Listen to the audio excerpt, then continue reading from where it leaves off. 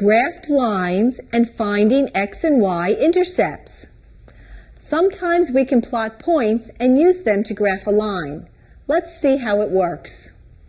Let's plot 2, 4, negative 1, 1, and negative 4, negative 2. Starting at the origin, our first point, 2, 4, I'm going to go to the right 2 and up 4. So my first point is 2, 4. My second point, negative 1, 1, I again start at the origin. I have to go left 1 because of the negative 1 and up 1, and that's negative 1, 1. My third point is negative 4, negative 2. Once again, starting at the origin, I go to negative 4, 1, 2, 3, 4, and then negative 2, which is down 2. So I've plotted my 3 points, and now I want to graph the line. Very carefully, I'm going to take my ruler and line it up so that I can draw a line, trying to keep it as straight as possible. Remember that lines continue indefinitely, so we can draw arrows on both ends to show that. Notice that our line crosses the x and the y axis. We have very special names for those points. Where the x-axis and the line intersect at negative 2, that's called the x-intercept. The line crosses the x-axis at negative 2, so negative 2 is considered the x-intercept.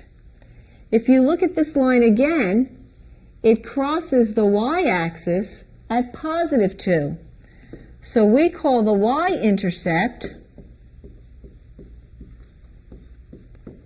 positive 2. So remember, if you're going to graph a line, you need to graph these points carefully and then connect them carefully.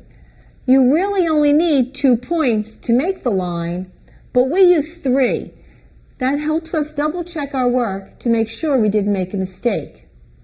Remember that where the line crosses the x-axis is called the x-intercept, and where the line crosses that y-axis is called the y-intercept.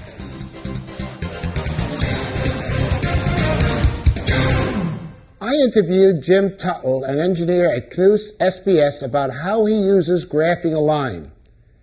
Jim Tuttle will explain how he uses this procedure to obtain additional information. And we had an application here where we were trying to figure out the coefficient of expansion of a metal at a different temperature than we had data for.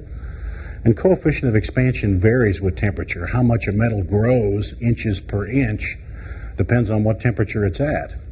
We needed data for a little bit higher temperature than what we had, so what we did was to graph the data points that we did have and draw a line that pretty well fit the points. And we had temperature here and coefficient here, and we were interested in this point because it corresponded to this temperature. We were able to go across and find the data for points we didn't have. So linear equations can be very useful for extrapolating from the data you have to data you don't have. Please pause the video now and complete the problems in your workbook. When finished, press play, and we'll continue with the next lesson.